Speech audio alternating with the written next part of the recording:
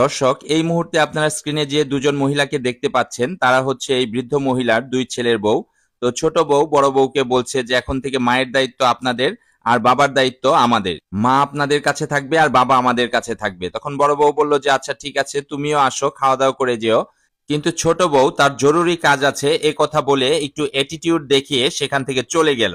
তারপর বড় বউ তার শাশুড়িকে নিয়ে বাসায় গেল এবং ছেলে মাকে দেখে খুশি হলো এবং জিজ্ঞাসা করলো যে মা তুমি হঠাৎ করে।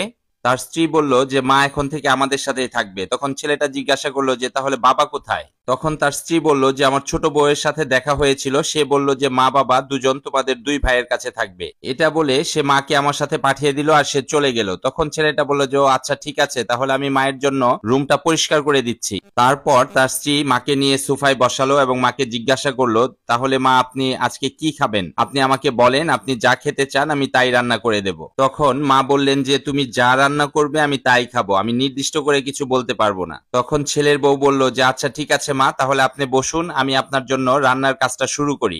এটা বলে সে রান্না করতে রান্নাঘরে চলে গেল। আর একটু পরে যখন রান্না করা শেষ হলো তখন সে খাবারগুলো এনে টেবিলে রাখলো এবং মাকে খাবার খেতে ডাকলো। মা তাদের ব্যবহারে খুশি হলো এবং খুশি মনে এসে খাবারের টেবিলে বসলো। তখন ছেলে বলল যে মা আমি জানি তুমি মাছ খেতে খুবই পছন্দ করো, তাই তোমার সবচেয়ে প্রিয় মাছটাই আজকে রান্না করা হয়েছে। তারপর মা একটু মাছ মুখে দিলেন এবং মুখে দিয়ে বললেন যে বাহ, তরকারিটা তো খুবই মজা হয়েছে।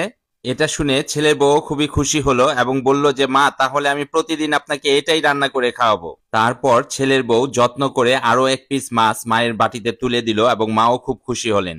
এরপর ছেলের বউ যখন ঘুমানোর প্রস্তুতি নিচ্ছিল তখন সে হঠাৎ করে মায়ের কান্নার আওয়াজ শুনতে পেল। মা তখন ফোনে বাবার সাথে কথা বলছিল এবং বাবাকে জিজ্ঞাসা করলো তোমার ছোট ছেলের বাসায় তুমি কেমন আছো।